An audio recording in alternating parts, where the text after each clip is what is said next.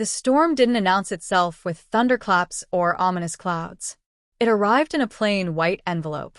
My daughter, Anya, had worked her fingers to the bone for a full-ride scholarship, a dream forged from grit and late-night studying. But soon, the very people we trusted, my sister, Serafina, and my parents, would conspire to snatch it away. It's for the good of the family, they'd claimed. I didn't scream. I simply acted. 3 days later, the police were knocking on their door. You'd think I'd have sensed the approaching storm, arriving as it did in such an unassuming, plain white envelope. But no, I dismissed it as mundane university mail, a dorm assignment, a parking pass, or some equally unexciting student ID update. The kind of mail you leave out for your child to open because it's theirs and you're striving to be the relaxed, supportive parent, not the overly involved one. So I didn't open it. I set it on the kitchen counter, smiled at Anya, scholarship recipient, miracle in secondhand jeans, and said, "Hey, you got some mail." She glanced at it once and went silent. The envelope was flimsy, generic, a stark contrast to the thick, glossy packets of Triumph we'd envisioned.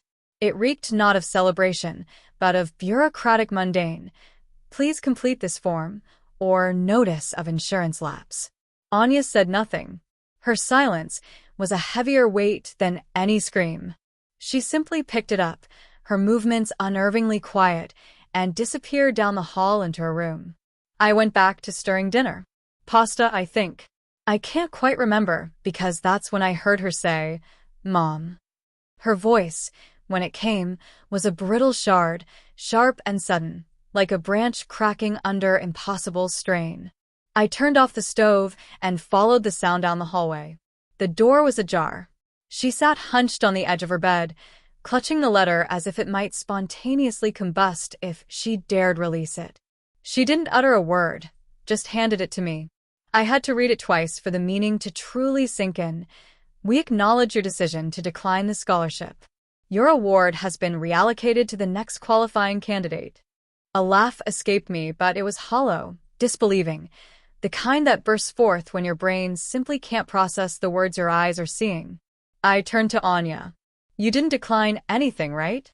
She shook her head slowly, her fists clenched so tightly I feared she might bruise her own skin. Her eyes were already brimming. "No," she whispered. "Why would I do that?" There wasn't a shadow of doubt in my mind. Anya had cried tears of unadulterated joy when she received the acceptance. She'd baked brownies for the admissions committee, despite them being hundreds of miles away. She even framed the acceptance email. Declining that scholarship would be akin to torching a winning lottery ticket. I snatched my phone and dialed the number on the letter, the financial aid office. I didn't bother with pleasantries. While I endured the mind-numbing loop of violin music on hold, Anya sat beside me, utterly stunned. Her tears had ceased, replaced by a terrifying, frozen disbelief. Finally, a voice answered. "This is Megan. How can I assist you?" I wasted no time. "We just received a letter claiming my daughter turned down her scholarship." "That's a mistake. She never did that." Megan didn't hesitate. "May I have her student ID number?" I gave it to her, imagining the slow, deliberate click of betrayal with every keystroke. "We received a formal email from her registered address last week," Megan said. "The withdrawal has already been processed. The scholarship has been definitively awarded to another student." My throat went dry. "I'm sorry, what?" "The email came from the address we have on file," she continued. "It was sent Monday night at 7:47 p.m. Anya turned to me, her head tilting almost imperceptibly, as if she'd just absorbed a physical blow. "I'm going to need you to read that address back to me," I said. Megan did. Anya's face went white. "That's my email," she whispered, "but I didn't send anything." "I'm going to need a copy of that email," I told Megan. "Can you send it to me?" "Yes," she replied. "Of course." "Perfect. We can forward the message to the same address it came from." "Perfect." They were forwarding a fraudulent email to the very account from which it had been sent, ensuring the legitimate owner would never see it. And then she added the kicker. Sometimes students change their minds. If she had second thoughts, We can't just undo it now, especially after it's been reassigned. She didn't withdraw, I stated. Megan didn't flinch. Or, if she did, I didn't detect it. She remained perky and professional. If you believe there was an error, you're welcome to file a formal complaint, but once reassigned, it's rarely reversible. Who got it? I asked. Who was the next candidate? I'm sorry. We can't disclose that. Of course they couldn't. We hung up. Anya didn't cry. Not right away. She just stared at the wall like it might blink first. Then she said quietly, I almost believed it. Thought it was real. But of course not. It was too good to be true. Her words splintered something inside me. Not because they were untrue, but because they carried the weight of a premonition, as if a part of her had always braced for the world to snatch back what it had given. I put my arm around her. We'll find a way, I said. But even as I said it, my voice shook, because I didn't know how. We'd scraped by on part-time contracts and faith for years. This scholarship wasn't a bonus. It was the only plan. And somewhere, someone had stolen it, using my daughter's identity. The forwarded email hadn't arrived yet, but when it did, we'd know more. I didn't want to believe what my gut was already whispering, but the timestamp, the email, the fact that it had come from her own account, something was wrong. Terribly, deliberately wrong. And someone was behind it. I don't know what I expected to feel standing there in the living room, waiting for a fraudulent email to arrive. Probably not murderous. It wasn't just that someone had stolen my daughter's scholarship. It was how they did it. The sheer coldness of pretending to be her, typing out a withdrawal message as if it were nothing, then hitting send and watching her future collapse like a house of cards. And they did it from her own account, her own email, her identity. The screenshot was still en route. Anya was checking her inbox every 3 minutes. I was pacing like a caged animal, chewing a cuticle I didn't even realize was bleeding. Neither of us said much. What could we say? We were still hoping it was a mix-up, a weird glitch, something dumb and technical and fixable. But somewhere in the back of my mind, the pieces were already lining up, and they weren't forming a glitch. They were forming her, Serafina. I didn't want to go there yet. So instead, I did what mothers do when they're losing control. I rewound the tape and tried to explain it to myself. I grew up 2 years ahead of my sister, which is just close enough to be compared at every possible stage of your life. Serafina was the golden child.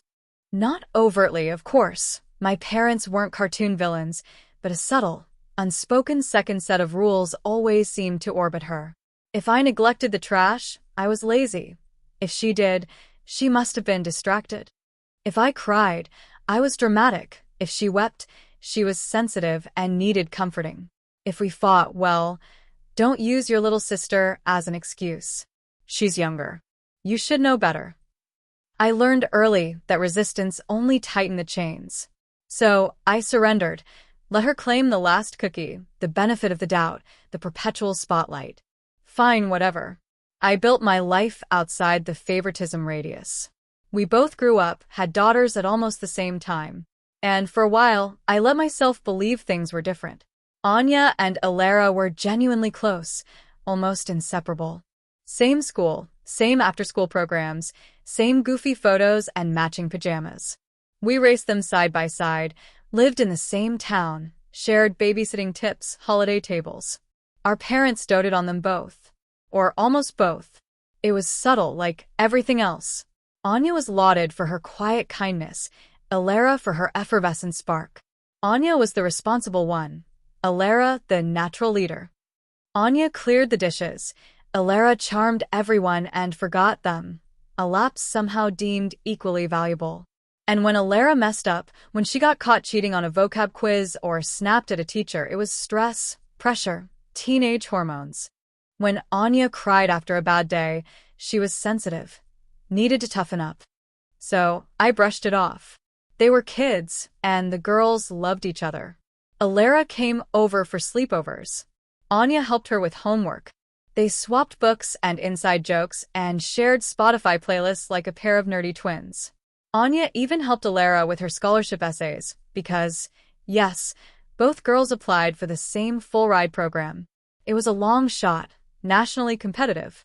We all knew there were tens of thousands of applicants and maybe 50 spots. But they went for it together, side by side, cheering each other on. When the acceptance came through for Anya, I screamed. Then I cried.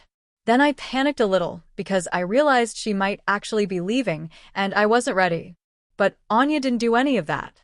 She just sat there quietly and said, "But what about Alara?" I told her the truth. "Alara will be okay. This is your moment." A few days later, Alara got her reply, "Waitlisted. You're first in line if someone drops out," which, in academic parlance, translates to, "Don't hold your breath unless someone kicks the bucket." Anya almost didn't want to celebrate.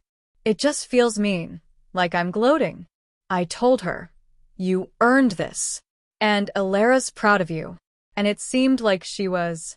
She came to the graduation party, just a quiet one at our house, nothing fancy. She hugged Anya, told her, "I'm happy for you. At least one of us made it." I thought that was the end of it, that we'd all move on. I didn't realize that would be the night everything started unraveling. The ping of an incoming email yanked me back into the present. Anya opened it. Forwarded message. Scholarship withdrawal, sent from her account. Timestamped Monday, 7:48 p.m. We both stared at the number. She blinked. That was the night of the party. We looked at the calendar. We looked at the clock on the screen. We didn't speak. Anya's eyes darted. Her hands were shaking again. "It was her," she whispered. "It was Alara." My heart plummeted into my stomach. "What do you mean?" Anya looked at me, as if watching a realization unfold within herself for the very first time.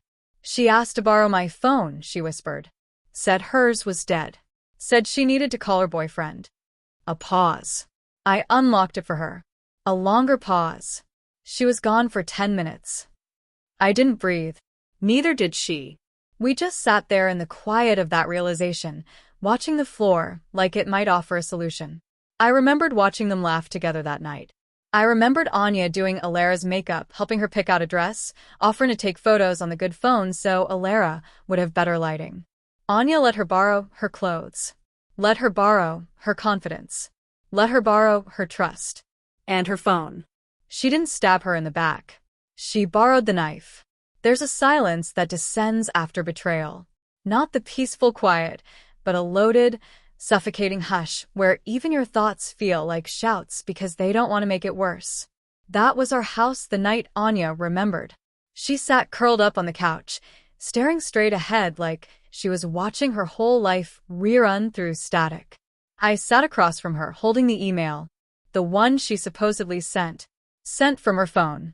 Sent while her cousin was borrowing it to call her boyfriend. The timestamp lined up. The tone lined up. The gut punch lined up. Only one thing didn't. The fact that Anya never wrote it. She finally broke the silence. "We'll never be able to prove it." Her voice cracked like it had given up, too. "She sent it from my phone. There's no chance." I looked at her, and maybe it was the deadness in her voice, or the way her shoulders had collapsed into themselves, but something in me snapped. "Then we find a way." I didn't tell Anya I was going to see my sister, Serafina. She didn't need to know. Not yet. I just said I had errands to run and grabbed the car keys like it was a normal Tuesday. Like I wasn't driving across town to look my sister in the eye and ask her if she'd help destroy my daughter's future. The entire drive, I rehearsed what I'd say. Factual, no accusations. I'd ask questions. I'd give her the benefit of the doubt. And then she opened the door, a serene smile on her face, as if the world hadn't just cleaved in two. In that instant, every ounce of carefully constructed restraint I possessed fractured and dissolved. "Hey," she said. "What's up?" I held up my phone. She stepped aside, letting me into the house. I didn't take a seat. I stood stiffly in her kitchen like someone collecting on a long overdue debt. "This came from Anya's email at 7:48 p.m., I said. Same night as her graduation party. Same time Alara borrowed her phone. Serafina glanced down at the screen, then smiled faintly. "Are you sure it wasn't just Anya?" I fixed my eyes on her, and that's when it hit me. She wasn't confused at all. She was stalling. "She helped your daughter with her college essays," I said slowly. Let her borrow her clothes. Let her borrow her phone. And now Anya's scholarship is gone. Serafina gave a little shrug. Just like that. A shrug. When your daughter was helping mine, it wasn't really help, was it? I continued. She already knew they were competing before Alara even realized it. I blinked in disbelief. I'm sorry. What? She kept saying how guilty she felt that Alara didn't get in, Serafina said, almost musingly. Why would she feel guilty if she hadn't done something wrong? It was like watching her through a layer of glass, like I was stuck in one of those dreams where nothing adds up and the ground could drop away at any second. What are you trying to say? I asked. She leaned back against the counter. Nothing. Just that the winner's the one who gets the last word. That was it. The moment I knew. She hadn't just let it happen. She'd actively helped. And if Alara was clever enough to send that email and not get caught, then Serafina was sharp enough to cover her tracks. But there was one thing even Serafina hadn't anticipated. I'm a mom, and we don't forget anything. The realization came while I was washing my hands. Our backyard security camera. Motion activated. Full audio. Alara had stepped outside during the party, saying she needed a quiet spot to call her boyfriend. She hadn't gone far with Anya's phone, just out onto the patio. Just long enough. I opened the camera app. There she was. Alara walking out the back door, phone in hand. 7:46 p.m. While the footage didn't offer a crystal-clear shot of whose phone it was, one detail screamed out. It wasn't Alara's. Different make, distinct case, definitely not the model she usually carried. She stared at the screen for a bit, tapped a few times, then made a call. 7:50 p.m. She walked in a slow circle, laughed, said, "Yeah, I'll let you know," and strolled back inside. Anya's phone log confirmed it.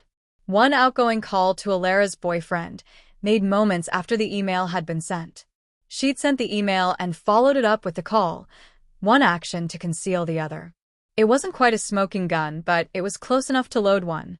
I showed everything to Anya. The video, the timestamp, the phone log. She sat motionless, hands folded in her lap. "It won't matter," she murmured. "They'll just say I let her send it, or that I changed my mind and now I'm trying to blame her." She was right. That's exactly what they'd say. So I didn't argue. I turned to the kitchen table and opened my laptop. "What are you doing?" she asked. "I'm filing a complaint with the university," I said. "And after that, I'm filing a police report. Impersonation. Fraud. Academic sabotage," I stated, my voice devoid of tremor. Call it what you will, but it was theft. They didn't just take her phone. They stole her future. I uploaded the footage, attached screenshots, filled in the timeline, and then picked up my phone to call the local police department's non-emergency line. "I'd like to report impersonation and digital fraud," I said. "Who's the victim?" the dispatcher asked. "My daughter. She's 17, and she didn't just lose a scholarship. She was targeted." I didn't cry that night. Anya went to bed early. I tucked her in like she was 5 again, kissed her forehead, told her it wasn't over. Then I sat in the kitchen with a cup of coffee I didn't drink and watched the status bar on the university portal spin in place. "We've done everything we could," I whispered. "Now it's up to them." But the truth was, I wasn't waiting. I was getting ready. You'd think by this point I'd be used to betrayal, that there'd be some emotional scar tissue. That after watching my daughter's scholarship get stolen in slow motion by people we trusted, nothing could really surprise me anymore. But that's the funny thing about damage. It never breaks the same place twice. And the worst crack was still coming. I didn't know it yet. I thought the damage had already been done. 3 days after I filed the reports, my phone rang. No greeting, no preamble, just Serafina. "You sent the police to my house." Her voice was sharp and steady. Not shaken, not wounded, just controlled rage. The kind people save for property damage or parking tickets, not fraud. "You think that's how you handle something like this?" "By involving strangers." I opened my mouth, closed it again. There was no point reminding her that I had come to her first. She wasn't interested in facts. She wanted outrage. "Alara's been crying. You scared Mom. She thought someone had died, and you didn't even have the decency to warn us." You just made us a public spectacle. I leaned back against the kitchen counter and looked at the tile. One of the corners was cracked. Just like this conversation. I have to go, I said. I hung up before she could answer. And then I stood there for another full minute, holding my phone like it might vibrate back into meaning. Mom and Dad were there, I whispered.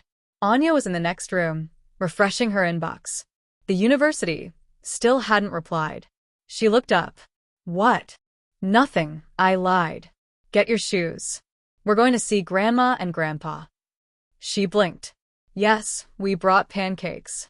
Because we were the type of people who brought pancakes to a confrontation. Because Anya believed they would listen if we were calm.